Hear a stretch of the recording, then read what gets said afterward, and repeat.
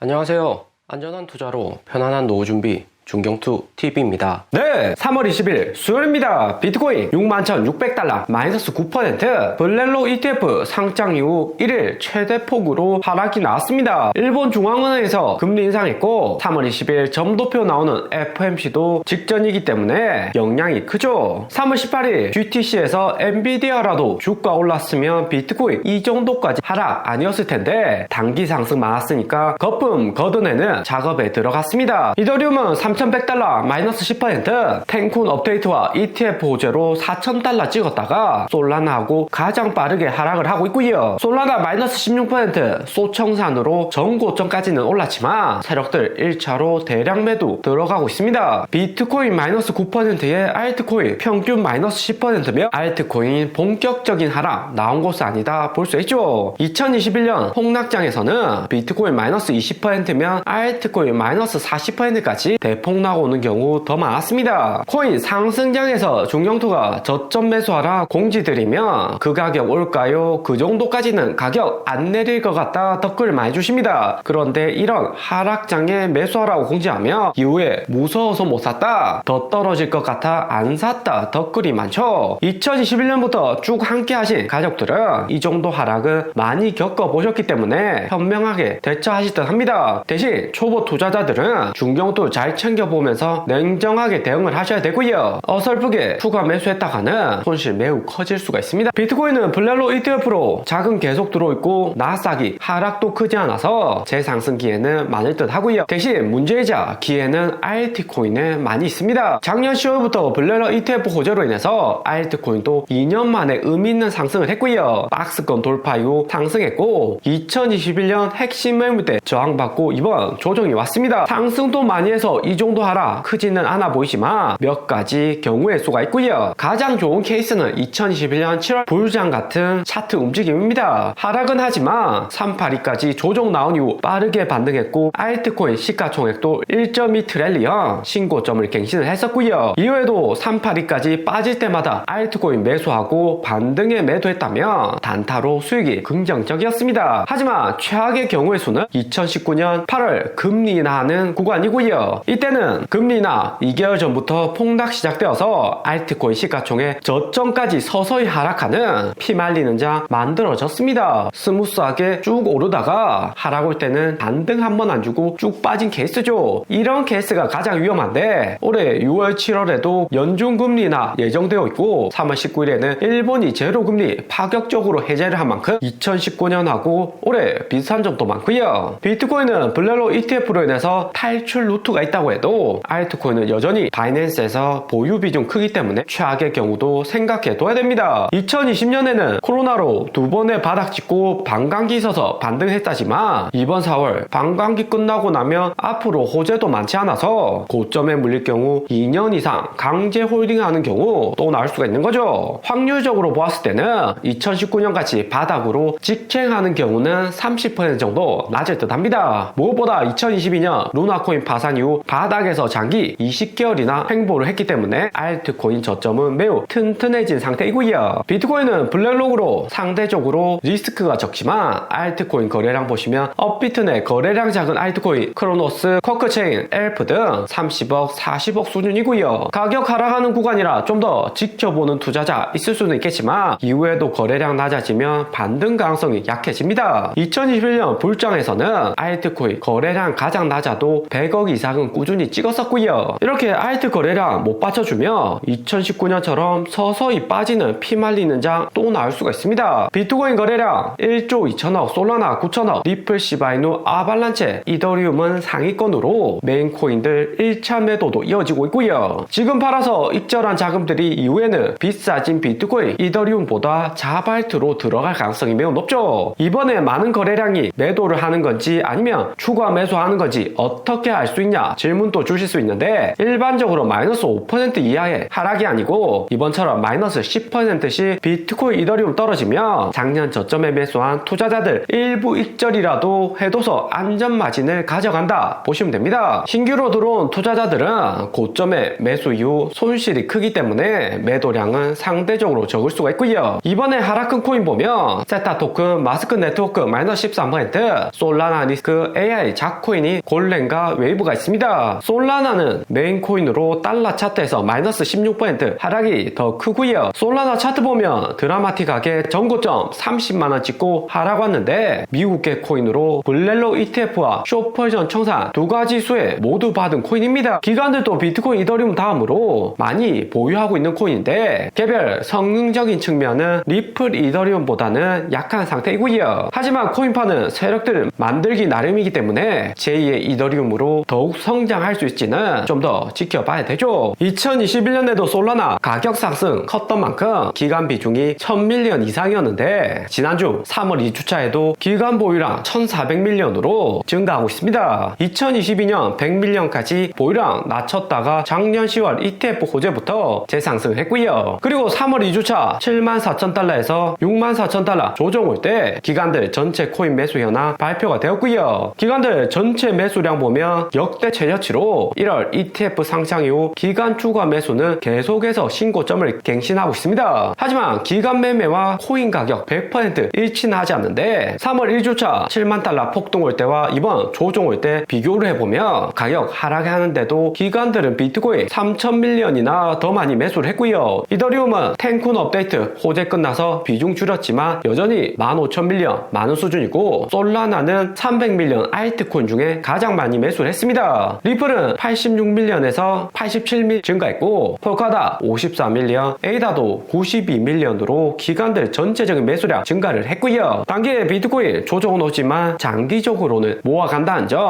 알 수가 있습니다. 하지만 기관들 매매 계속한다고 해서 코인들 가격과 100% 일치하진 않고요. 무엇보다 코인 시장은 선물 볼륨이 너무 크기 때문에 롱 포지션 청산으로 인한 가격 변동은 여전히 남아 있습니다. 24시간 동안 청산된 금액을 보면 700밀리언으로 청산 금액도 2년 신고가를 찍었었고요. 이 정도 청산은 2021년 불장 폭락장에서 나오는 물량인데 오랜만에 보는 수치죠. 작년 평균 100밀리언 청산되었고 200밀리언 정도면 높은 수준이었습니다. 최근에 롱 포지션만 549밀리언 청산으로 블렐라 ETF 믿고 롱 잡는 투자자들이 절대적이고요. 하루 전 66,000밀리언 하락했을 때도 재상승할 수 있다고 롱 포지션 잡고 또 청산이 되었습니다. 비트코인, 이더리움 말고도 아더 작코인들 청산은 97밀리언으로 돈 삭제는 지속이 되고 있고요. 비트코인 선물 볼륨 약정은 35빌리언으로 31빌리언 하락은 했지만 여전히 높은 수준입니다. 2021년 25빌리언 고점보다도 높은 수준으로 불장 초기 첫 진입을 한 거고요. 선물 볼륨만 봐서는 2021년 3월 여기 구간처럼 고점 도달 이후 한 달 정도 행보하고 재상승하는 경우가 많았습니다. 이번에도 선물 볼륨 신고점 찍은 상황이라서 그대로 빠지기보다는 조정 이후 싸졌다고 신규 매수 들어올 가능성은 높아 보이고요. 신규 투자 자금이 많은 만큼 어떻게든 수익 보고 빠져나가려는 헤지펀드들 움직임이 많을 듯 합니다. 비트코인 ETF 이후 알트 거래량하고는 비교가 안 되게 선물 볼륨 상승해서 이전 시나리오 대입하는 것도 참고만 하는 정도다 확률 높지 않을 가능성도 존재를 합니다. 최근 비트코인 조정에 무작정 바닥 간다고 예상은 못하는 거죠. 비트코인 하락에도 블렐로 신규 자금은 꾸준히 들어오고 있습니다. 하루 전 2,000개로 매수량 약간 낮아지는 듯 하다가 비트코인 67,000달러 하락에 다시 6,000개 매수가 들어왔고요. 선물 볼륨 높아서 단기 변동성 커지고 있지만 비트코인은 블렐로 ETF로 인해서 저점이 튼튼해지고 재반등할 가능성은 상당히 높아 보입니다. 그리고 이번 비트코인 변동성 크게 만든 일본 제로금리는 20년 만에 종료가 되었고요. 줄곧 금리 인상 없다가 2008년 금융위기 때처럼 약간 올렸는데 일본이 장기적으로 성장하기 위해서는 금리 인상 필요하다 이야기를 하고요. 하지만 계속해서 금리 인상 이어나갈 수 있지는 좀 더 지켜봐야 됩니다. 2008년처럼 약간 올렸다가 다시 떨어뜨릴 가능성도 상당히 높아 보이고요. 일본 같은 리스크로 나스닥 변동성 큰 것은 일시적인 생각이 되고요. 2021년에도 일본발 리스크 걱정도 있었지만 연준이 어떻게 방향성 정하는지가 좀 더 영향이 크고요. 오늘의 영상은 여기까지입니다. 좀 더 디테일한 투자 정보가 필요하신 분들은 커뮤니티로도 자료가 공유 종료되니까 멤버십 가입과 구독 부탁드립니다. 감사합니다.